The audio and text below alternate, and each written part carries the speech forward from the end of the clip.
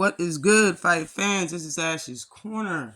Now, I want to talk about something that I said on my live a few weeks back, and it was basically that Ryan Garcia, I think Gervonta Davis and his team, Leonard LDB, whoever that helped make this fight happen or put the lineup of when the fights was going to happen, or if it's Tank Davis himself that did it, man, is genius. Okay, Ryan Garcia is old media's successor. He is called King Ryan. You see him standing around Eddie Reynoso and Canelo sometimes. He wears a crown. The man in this picture has a WBC belt that is not even that's not even a real belt. And then he has the baby belt that he gave to the trainer, Eddie Reynoso. That's what you get when you really earn and got a real title, which Ryan Garcia never fought for. And he signed to Oscar and all of that. Ryan Garcia has over 5.5 million followers on TikTok. He's a very big name as far as social media. He has over 10.4 million followers on IG. Twitter's the same.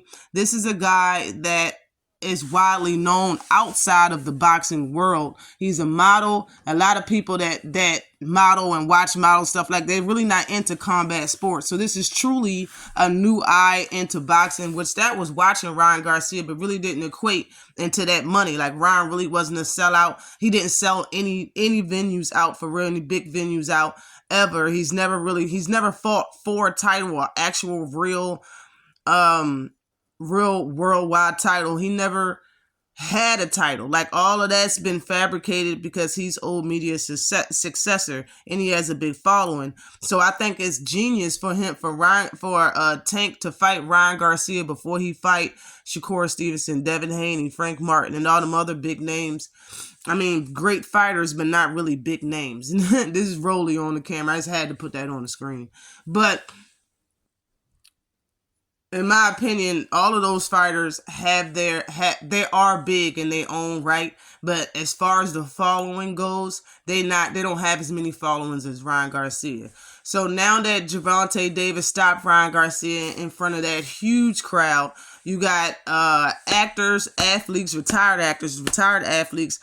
Fight was sold out in 15 minutes and 5 minutes, or for over $20-some million. That right there is astronomical. Everybody been wanting to fight Gervonta Davis for years because he sells out, and a lot of people want their name out there, if not anything else. And you get a bag, and there's a package. When you get stopped by Tank, your career still goes up.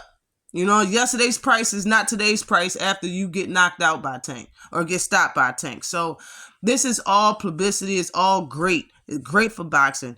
Big bag. And now that Gervonta Davis is a big star, named the face of boxing, pay-per-view star, and should be top 5 pound for pound on everybody's list, everybody want to fight him, including Frank Martin and everybody else. And I think it's genius for him to get Ryan out of the way first and get ready for these actual hard fights that's coming up. And Ryan Garcia is a person that helped bring more eyes to the sport, more eyes to Tank Davis for sure, because the people that bet on Ryan and wanted Ryan to win came out of that fight saying, well, this person is going to beat Tank.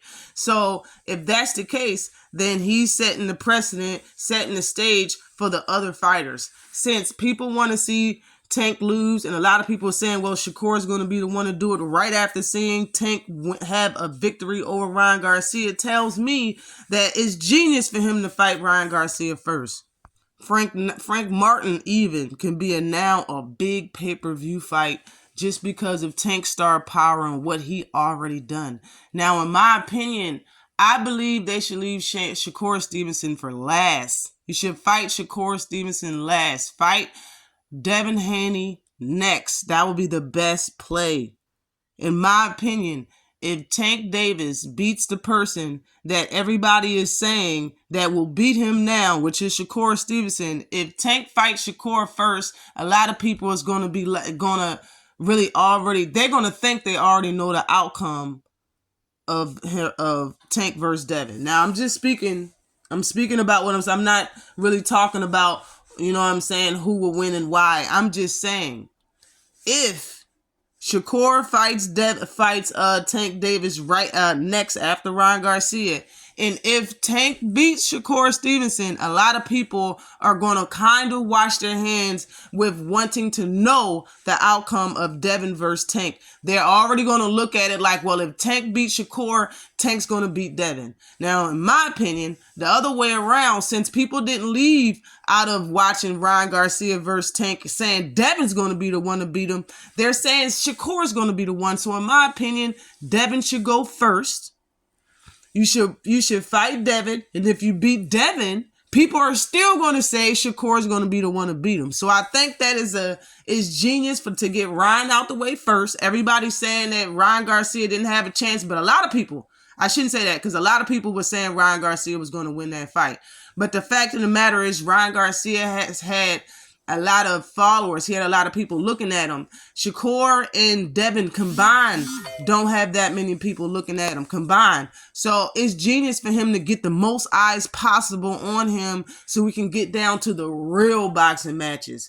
Tank versus Devin, Tank versus Shakur, Tank versus Frank Martin. Those are real serious boxing IQ, high-level chess match boxing fights. You see what you seen with Ryan Garcia. That stuff was easy. It was easy for Tank, but it was needed. I'm opting for Devin Haney, Lomachenko winner to fight Tank next, because it's genius. It's the right thing to do. And after that, Shakur Stevenson. Always like and subscribe to the channel. It's genius that Tank fought Ryan Garcia first. Devin should be next, and Shakur should be the third fight that he fights out of these big names. He should be next. Devin should be next, and then Shakur, to keep this train going. Okay?